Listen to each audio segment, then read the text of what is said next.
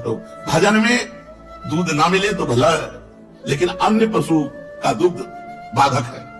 गाय का दूध, गाय का दही, घी, श्वेत तिल, मूंग, कंद, केला, आम, नारियल, आंवला, धान, जीरा, जौ, गेहूं, नारंगी, इनका प्रयोग करें। बिल्कुल बाजार की वस्तु में अगर भजन करना है तो नहीं पाना चाहिए। नियम ले ले, कहां बना है, कौन बनाया है, उसका विचार क्या है, उसके आचरण कैसे है, उसकी पवित्रता क्या है, ये अन्न पर प्रभाव डालती है। जैसा हम अन्न पाते हैं वैसे ही हमारे विचार बनते हैं। बिना औषधि के शहद नहीं खाना चाहिए, भजन में बाधक है। शहद का केवल आदेश है यदि आप बीमार हो तो औषधि में पा सकते हो, नहीं शहद पाने से फिर अपराध पाप लगता है, क्योंकि शहद औषधि के लिए ही केवल है। जैसे टेबलेट औषधि के लिए है कुछ, आप उनको नशे के लिए प्रयोग करने लगे तो निषेध है, आपको टेबलेट ऐसे नहीं मिले, मेरा डॉक्टर। तो ये मधु जो शहद है ये बलवर्धक है, ऐसे नहीं खाना चाहिए। शास्त्र आदेश करता है, भजन नहीं बनेगा। केवल औषधि में इसका प्रयोग है कि आयुर्वेदिक आदेश है, ये औषधि पानी शहद से, अनुपान से, तो शहद ले लिया जाए। उपासक को चाहिए कि जिस अन्न को शाम के बनाया गया सुबह न पाए। पकवान में जैसे घी से तले हुए पदार्थ हैं, ये 1-2 दिन तो ठीक है, लेकिन जैसे रोटी दाल है, ये अन्न कच्चा अन्न है, ये बासी अन्न और रूखा अन्न, और जिसमें बाल पड़ गया है, मक्खी मर गई है, ऐसे अपवित्र अन्न, इनका त्याग करें। कांसे के बर्तन में साधक न पाए। अपने लोग तो रज बड़ी कृपा है, रज के ही पात्रों का प्रयोग है।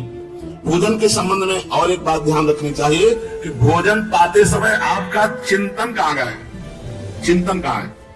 भोजन पाते समय ना भोजन में चिंतन होना चाहिए और ना किसी व्यक्ति वस्तु स्थान का। अगर किसी व्यक्ति का चिंतन करते हुए भोजन पाते हो तो उसका स्वभाव गुण आपके ऊपर जारी हो जाएगा, लागू हो जाएगा। आपको 24 घंटा परेशान रहना पड़ेगा उसी के स्वभाव का। यदि वो कोई संत है तो आपका भजन 24 घंटा बढ़ेगा, 24 घंटे इसका प्रभाव रहेगा, जो विशेष रहेगा 24 घंटे प्रभाव रहता है। तो भोजन पाते समय उपासक को बहुत सावधानी पूर्वक अपने चिंतन को प्रभु में या किसी महाभागवत में, गुरुदेव, संत, जो सिद्ध महापुरुष भी है, इंद्रियों को बल मिले, निद्रा, आलस्य, प्रमाद न सतावे, इसलिए बहुत सावधानी से थोड़ा भोजन पा लीजिए। ये बहुत बार सत्संग में कहा गया है। यदि भोजन पाते समय स्त्री पर स्त्री का गलत भाव से चिंतन करोगे तो मंत्र सिद्धि प्राप्त हो ही नहीं सकती, क्योंकि आपका मन पतित हो जाएगा। यदि भोजन पाते समय किसी द्वेषी का चिंतन करोगे तो मन में जलन पैदा रहेगी, 24 घंटे परेशान रहोगे। बहुत सावधानी से भगवत चिंतन करते हुए प्याज, लहसुन, शलगम, गाजर, ये भजन में विक्षेप डालेंगे ही डालेंगे। ये तमोगुणी जाति के हैं, इसलिए इनका प्रयोग नहीं करते। ये बुद्धि में भजन में विक्षेप डालते हैं, इसलिए संतों ने इसे मना किया है। ये कोई ऐसा नहीं कि प्याज लहसुन पाओगे तो पाप हो जाएगा, लेकिन भजन नहीं बनेगा। भजन शुद्ध बने, ये तमोगुणी वस्तु है, इसलिए इसको त्याज्य किया गया। ये ऐसा नहीं है कि एकदम मांस मदिरा की तरह, ऐसा नहीं है। आश्रय दोष, जैसे रसोई आपको खीर पूरी बड़ा पवित्र बना के दी गई, लेकिन उस रसोई में मांस डाला गया है, वही गैस चूल्हा है, वही बनाने वाले हैं, वही पात्र है, ये आश्रय दोष हो गया।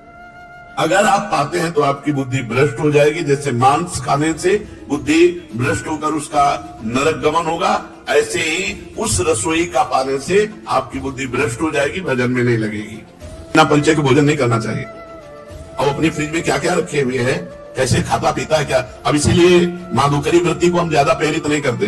तो ऐसे हम कोई पेट भरने के लिए बाबा जी बने क्या? उनकी पवित्र माधुकरी, जो पवित्र आचरण करते हैं, पवित्र व्यवहार करते हैं, उनसे हमारा भजन बनेगा। तो अब आकाश वृत्ति सर्वश्रेष्ठ है, जो भगवान दे दे उसी से अपनी व्यवस्था करके खाओ पियो, भजन करो। जैसे अपने यहाँ श्री जी के विधान में किसी से मांगा नहीं जाता, कोई दान पेटी नहीं, किसी का कोई किसी तरह घुमाओ फिराओ नहीं, ऐसे नहीं है। वो भाग्य खुल गया, रुपया रुपया के लिए बाबा जी बने, भोजन के लिए बाबा जी बने, भगवान के लिए बाबा जी बने। तो ऐसा नहीं संसार में कि अपवित्र ही लोग हैं, बड़े पवित्र भी हैं, उन्हीं से चलता है।